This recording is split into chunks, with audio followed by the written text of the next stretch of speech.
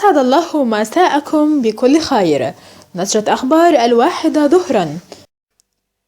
استقبل الرئيس عبد الفتاح السيسي أمس سام كوتيسيا الرئيس الحالي للجمعية العامة للأمم المتحدة في حضور سامح شكري وزير الخارجية. وصرح السفير علاء يوسف المتحدث باسم الرئاسة بأن الاجتماع تناول إصلاح الأمم المتحدة ولا سيما إصلاح وتوسيع مجلس الأمن، حيث أكد الرئيس السيسي ضرورة التمثيل العادل للقارة الأفريقية داخل المجلس، حيث يجب أن يكون أكثر شفافية وتعبيرا عن ديمقراطية العمل الدولي، مستعرضا عناصر موقف مصر من إصلاح وتوسيع المجلس والقائم على التمسك بالموقف الموحد المتضمن إعلان سيرت. كما أكد الرئيس أهمية تفعيل دور الجمعية العامة باعتبارها الجهاز الرئيسي والأكثر تمثيلا في الأمم المتحدة. شدد المهندس إبراهيم محلب رئيس مجلس الوزراء على ضرورة استغلال الروح المعنوية والمادية التي تشهدها مصر حاليا عقب نجاح المؤتمر الاقتصادي، وأن يتم إفراغ هذه الطاقات فيما يفيد الوطن. جاء ذلك خلال اجتماع محلب مع عدد من الوزراء والمحافظين ورؤساء الجامعات أمس على هامش زيارته لمحافظة قنا لإطلاق المشروع القومي للتنمية المجتمعية والبشرية والمحلية باسم مشروعك، والذي يهدف إلى توفير 5 ملايين فرصة عمل خلال 5 سنوات بعيدا عن الجهاز الإداري للدولة.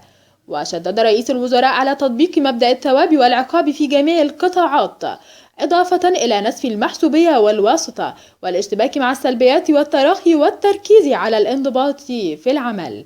وأكد ضرورة تنظيم مؤتمرات اقتصادية إقليمية بكل محافظة يتم فيها عرض الفرص الاستثمارية والمشروعات على المستثمرين للاستغلال الأمثل.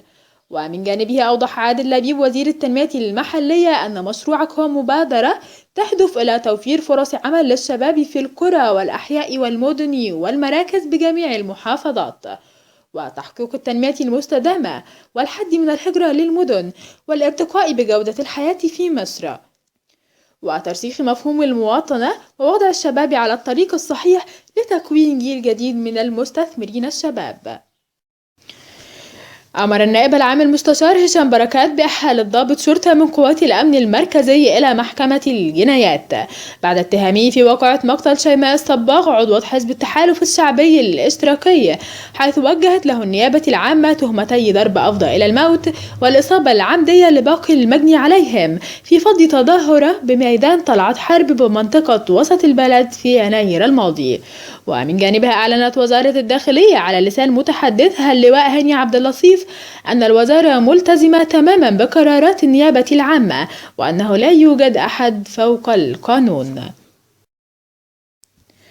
وفي العريش وجهت القوات المسلحة عدة ضربات جوية قاسمة للعناصر الإرهابية المتمركزة بشمال سيناء، حيث شنت المروحيات العسكرية عدة هجمات قصفت خلالها موقع تجمع الإرهابيين بمنطقة العجرة جنوب الشيخ زويد، مما أسفر عن مقتل 11 عنصرا. كما قامت القوات البرية بشن حملة عسكرية مكبرة على معاقل المسلحين جنوب العريش ورفح والشيخ زويد، وتمكنت من ضبط 15 عنصرا متشددا و7 درجات نارية. وأوضح اللواء علي العزازي مدير أمن شمال سيناء أن الحملة أسفرت عن ضبط كميات من الأسلحة والذخائر والنظارات الليلية التي يستخدمها الإرهابيون في مراقبة تحركات الأجهزة الأمنية ليلا. كما تم إحباط تسلل 3 أفارقة إلى إسرائيل وضبط فلسطيني الجنسية خلال وجوده بالمحافظة دون إقامة. وفي الوادي الجديد تمكنت قوات الحماية المدنية بمدينة الدخلة أمس من السيطرة على حريق مروع شب في مساحات كبيرة من الأراضي بقرية عين أم الصغير بالدخلة. وفور إبلاغ اللواء نبيل العشري مساعد الوزير لأمن الوادي الجديد بالحريق، انتقلت 4 سيارات إطفاء تدعمها 4 ماكينات رفع آلي و8 سيارات مياه من الحملة الميكانيكية لمركز الدخلة وعدد من سيارات الإسعاف. وتم السيطرة على الحريق وعدم وصوله للمباني المجاورة. وأكد سيد محمود رئيس مركز الدخلة أن الحريق أسفر عن حرق 600 نخلة و300 شجرة فاكهة، والتي تقع على مساحة 17 فدانا، ولم يسفر الحريق عن أي إصابات.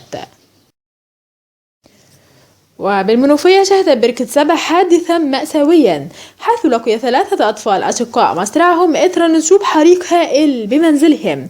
تلقى اللواء ممتاز فهمي مدير أمن المنوفية اختار من المقدم محمد الضبع رئيس مباحث بركة السبع بنشوب حريق بأحد المنازل ومصرع 3 أطفال، وهم عايدة خالد مصطفى 6 سنوات وشقيقتها فاطمة 4 سنوات وأحمد وعمره عامان.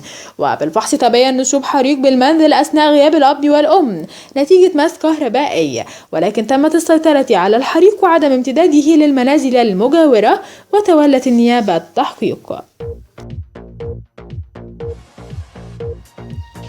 انتهت جولتنا الإخبارية، قرأتها عليكم أسماء الرخوي.